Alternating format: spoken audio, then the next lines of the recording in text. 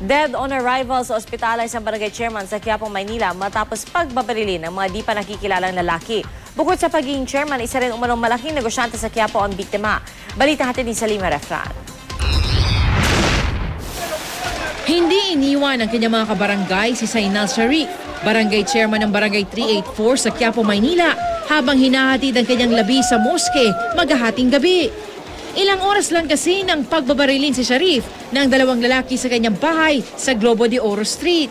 Ayon sa mga saksi, isang motorsiklo sakay ang dalawang lalaki ang pumarada sa tapat ng bahay ni Sharif pasado alas 8 ng gabi. Ito lang daw. Tapos bumaril na yung nakasakay sila sa motor. Parang nakado dito yung infant, may Challenger. Yun, kaya hindi narinig eh. Kasalukuyan siya kumakain nung barilin siya. So walang narinig na putok na kahit isa. So nalaman na lang ng mga kasama, may tama na siya.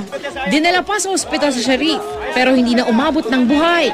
Nagtamo ang biktima ng dalawang tama ng bala sa ulo at isa sa dibdib. Inaalam pa ng pulisya ang tunay na motibo sa krimen. Bukod sa isang respetadong leader sa Muslim community, malaking negosyante rin sa Quiapo si Sharif.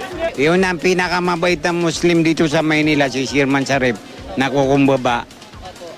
Kahit labor, pinakagusto niya, mas magusto niya pa yung pulubi kaysa mayaman.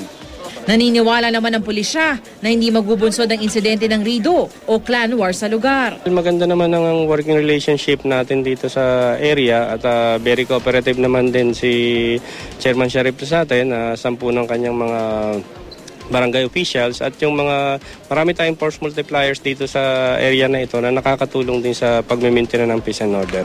Sisilipin naman ang CCTV sa bahay ni Sharif para makakuha ng iba pang impormasyon sa mga pumatay sa kanya. Salima Refran, GMA News.